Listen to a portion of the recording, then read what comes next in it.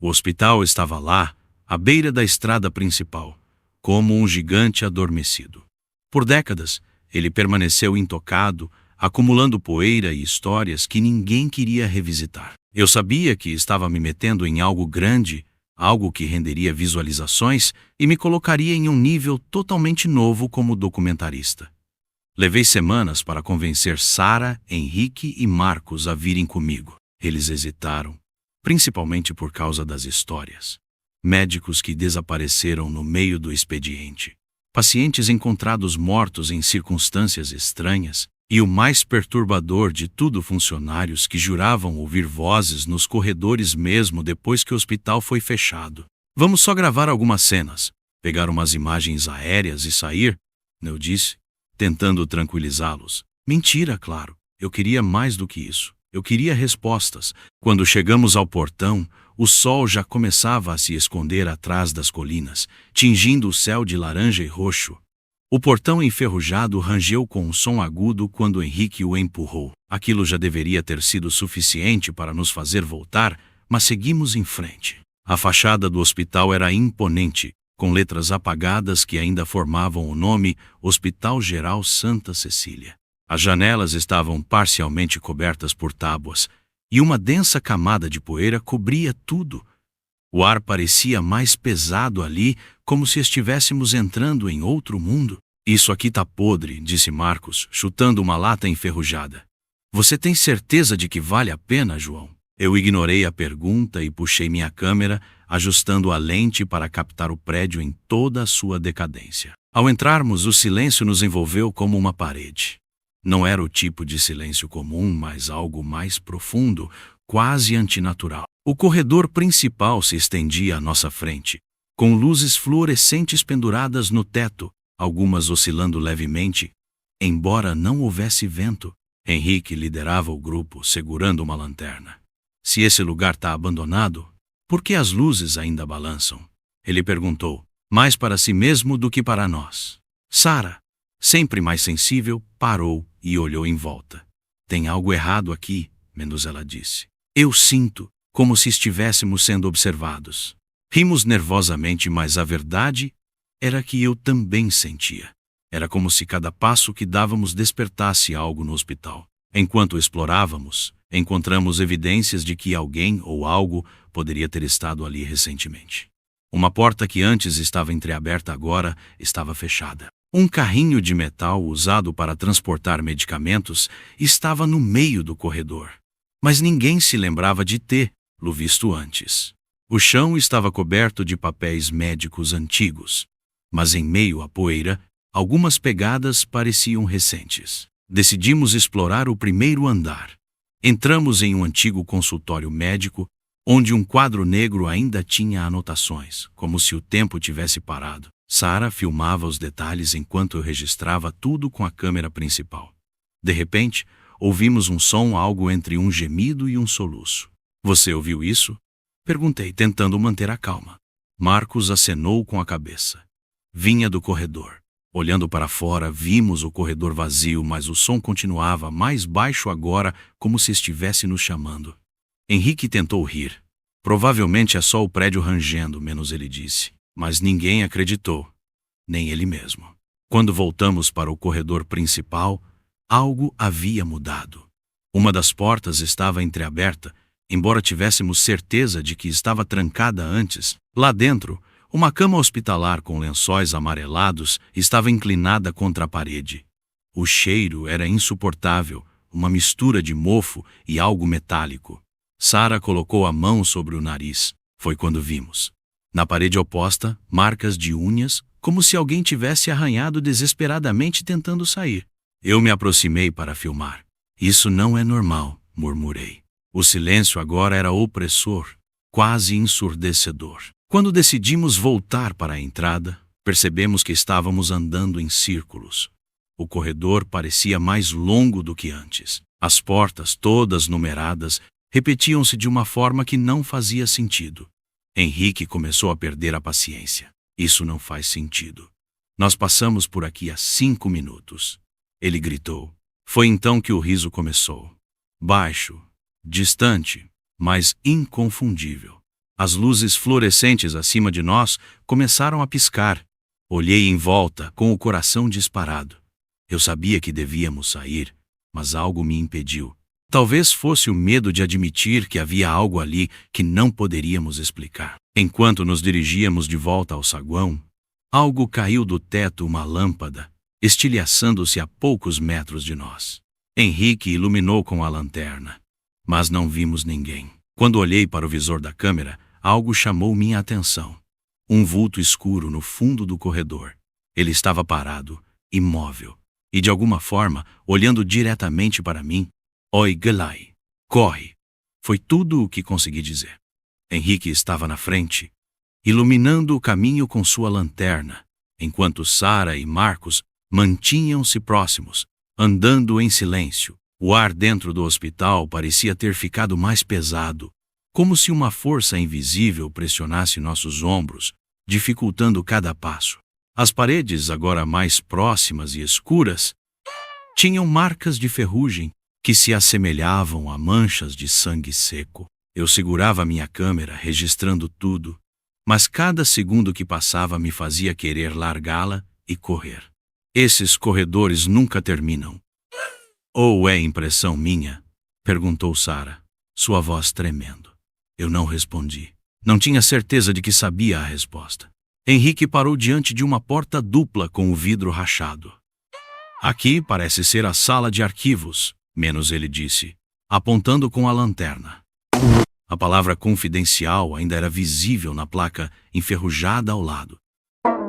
Dentro da sala, prateleiras alinhadas estavam cobertas de poeira, cheias de fichas médicas e documentos esquecidos. Marcos puxou uma pasta de um dos arquivos e começou a ler em voz alta. Experimentos com pacientes em estado terminal objetivos não especificado. Autorização pendente. Ele virou a folha, o rosto pálido. Sara encontrou uma ficha com uma foto de um garoto. Olha isso, ele era só uma criança. As anotações diziam testes inconclusivos e abaixo, paciente não sobreviveu. Enquanto folheávamos os documentos, os sons começaram novamente. Primeiro, passos leves que pareciam vir do teto. Depois, um eco distante, como um lamento abafado. Todos congelamos. Henrique apontou a lanterna para o corredor. Está vindo daqui, ele murmurou. Eu ajustei a câmera, tentando capturar a direção do som. Mas o visor estava embaçado, como se o ambiente estivesse reagindo à nossa presença. Foi quando ouvimos um sussurro, baixo e prolongado. Ele girou a cabeça bruscamente, a luz tremendo em sua mão. Vocês ouviram isso? Decidimos sair da sala e voltar para o corredor principal. Henrique estava na frente, a passos rápidos, quase correndo. Ele virou uma esquina, e quando chegamos lá, ele não estava mais lá. Sua lanterna estava caída no chão, ainda acesa, mas Henrique havia desaparecido. Henrique! Gritei, minha voz ecoando pelo vazio. Não houve resposta. Marcos pegou a lanterna, os dedos tremendo. Ele estava aqui. Ele estava bem aqui. Procuramos por ele, mas os corredores pareciam diferentes.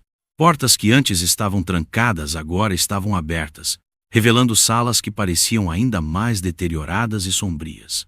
Sara começou a chorar. Isso não está acontecendo. Isso não é real. Foi então que encontramos o gravador de Henrique. Estava no chão, ao lado de uma mancha escura que não queríamos identificar. Pressionei o play. Primeiro, apenas silêncio. Depois, passos. E então, o mesmo sussurro, mas mais claro desta vez. Henrique, venha. Ouvíamos passos agora, mais próximos, mais insistentes. Era como se algo nos seguisse, mas nunca se revelasse completamente. Sara segurou meu braço. João, temos que sair daqui. Não podemos deixar Henrique, mas eu não posso mais ficar aqui. Marcos segurava a lanterna como uma arma. Embora soubéssemos que aquilo era inútil. Começamos a correr, mas os corredores pareciam se multiplicar, levando-nos a lugares que não tínhamos visto antes. Uma sala de cirurgia, com instrumentos ainda brilhando à luz da lanterna. como se tivessem acabado de ser usados. Uma ala pediátrica, onde cadeiras infantis estavam empilhadas de forma perturbadora no canto. E então o som de uma risada, mas distorcida, como se alguém estivesse imitando uma criança.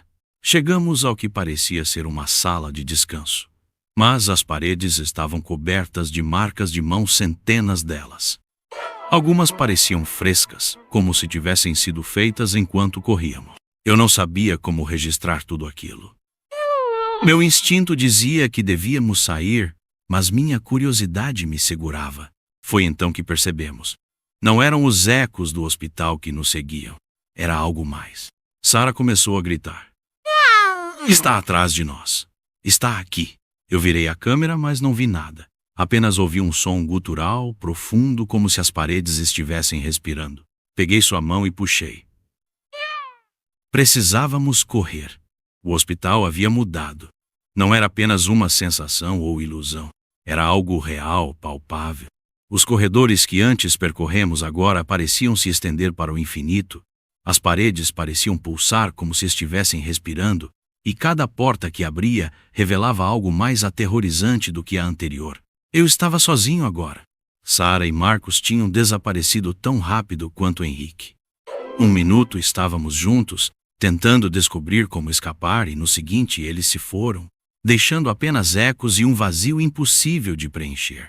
Caminhei sem rumo, guiado por um instinto que nem sabia que tinha. Minha câmera ainda estava comigo, mas cada gravação parecia falhar logo após ser feita.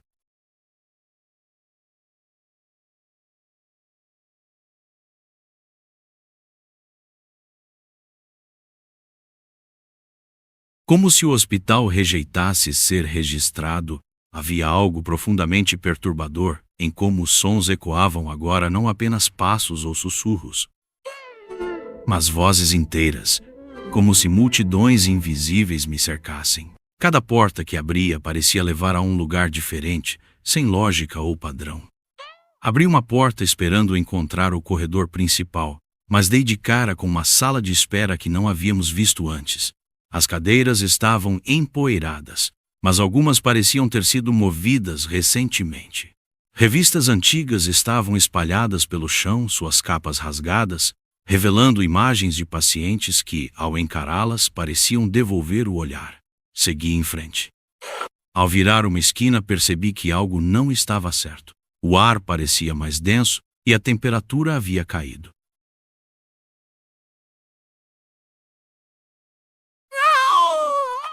Entrei em um pequeno escritório, onde pilhas de papéis estavam espalhadas sobre uma mesa enferrujada. Peguei alguns arquivos. Eles listavam nomes e datas, mas cada um terminava com a mesma palavra em vermelho: irrecuperável. Minha caminhada terminou em uma sala que imediatamente me fez recuar. Era uma antiga sala de cirurgia, com instrumentos enferrujados e uma mesa no centro, manchada por algo que parecia sangue seco. No teto, as luzes piscavam fracamente, lançando sombras inquietantes sobre as paredes. Parecia que uma luta havia ocorrido ali. Objetos estavam caídos, marcas de arranhões cruzavam as superfícies, e no canto da sala havia uma cadeira de rodas virada de lado. Quando entrei, os sons começaram de novo, vozes implorando, gritos abafados, e o som inconfundível de metal sendo arrastado. Olhei para a câmera, tentando gravar, mas tudo o que capturei foi estática. Me aproximei da mesa. Sobre ela havia um caderno grosso, coberto de poeira. Folheei as páginas e encontrei descrições de procedimentos, coisas que ninguém deveria ter permitido. O hospital não era apenas um local de cura, era um lugar de sofrimento intencional. Os registros que encontrei conectavam o hospital a tragédias na região. Acidentes inexplicáveis, surtos de doenças em vilarejos próximos, desaparecimentos de moradores. Tudo parecia apontar para o hospital como um epicentro. Não era só um lugar onde coisas ruins aconteciam. Era como se o prédio fosse um catalisador, atraindo dor e desespero. Enquanto lia, ouvi passos novamente. Mas dessa vez eram claros, firmes, e vinham na minha direção. Olhei para a porta, esperando ver alguém, mas estava vazia. Ainda assim, os passos continuavam cada vez mais próximos. A sala começou a parecer menor, como se as paredes estivessem se fechando ao meu redor. Decidi sair da sala, mas ao abrir a porta, me vi em outro corredor, completamente diferente do que eu havia entrado. As luzes estavam apagadas, exceto por um brilho fraco ao fundo. Caminhei em direção a ele sem saber o que encontraria.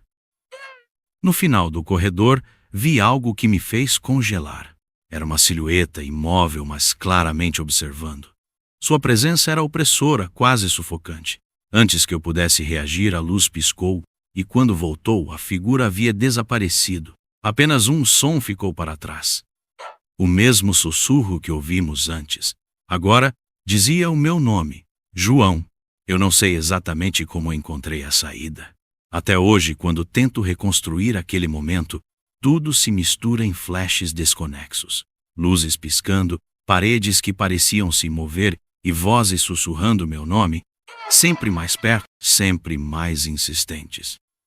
Só sei que corri, meu coração batendo tão rápido que parecia estar explodindo dentro do peito. Cada passo parecia me arrastar mais fundo no pesadelo, mas de repente, ali estava. Uma porta que não deveria existir. Era diferente das outras. Nova, intacta, com uma maçaneta brilhante que parecia deslocada em meio à decadência do hospital. Quando a toquei, senti algo, uma espécie de resistência, como se o prédio estivesse relutante em me deixar ir. Mas eu não hesitei. Empurrei a porta com todas as minhas forças e fui engolido pela luz do dia. O sol nunca pareceu tão opressor. Ele me cegou, me queimou, me fez sentir como se estivesse em um mundo estranho. Olhei para trás, esperando ver meus amigos correndo atrás de mim, mas só havia o hospital, sombrio e imóvel, como se zombasse da minha sobrevivência. Chamar, luz era inútil, meu grito morreu no ar, engolido por um silêncio pesado. Voltei para casa em completo choque, tentando digerir o que havia acontecido. Durante dias, tentei editar as filmagens na esperança de encontrar alguma explicação, mas o material estava corrompido. Tudo o que restava eram imagens estáticas e um som, um sussurro contínuo que parecia formar meu nome. Eu contei a história para as pessoas próximas. Contei para o público do meu canal.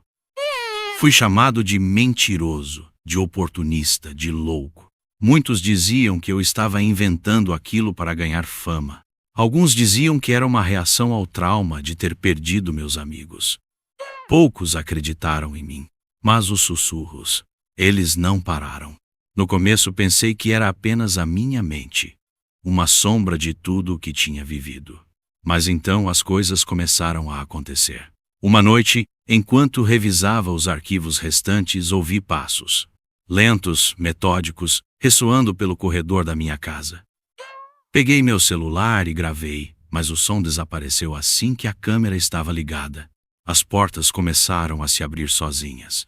A luz da minha cozinha oscilava exatamente como aquelas do hospital. Uma vez acordei no meio da noite com a sensação de que alguém estava sentado na beira da cama. E então eu ouvi. João, não era apenas paranoia. Eu sabia que algo havia escapado comigo. Algo do hospital estava comigo agora, uma sombra que eu não conseguia sacudir. Em momentos de silêncio absoluto, eu ouvia o som do hospital, o eco dos passos, os gemidos abafados, o barulho metálico de macas sendo arrastadas. As memórias me assombravam tanto quanto os eventos. Eu me via de volta naquele prédio, correndo por corredores que nunca terminavam, ouvindo os gritos dos meus amigos, mas o pior era a sensação de que eles ainda estavam lá, presos, enquanto eu havia fugido. Meses se passaram, mas a sensação de ser observado nunca foi embora. Não há um desfecho para minha história, porque ela nunca terminou. As pessoas dizem que é trauma, que eu preciso de ajuda. Talvez estejam certas. Mas sei o que vi, sei o que senti. O hospital me deixou sair, mas não sem um preço. Ele tirou mais do que meus amigos. Ele tirou minha paz, minha sanidade, minha vida como eu conheci. À noite, quando o silêncio da casa se instala, Ouço as vozes novamente, e tudo e eu saí de lá, mas nunca deixei o hospital para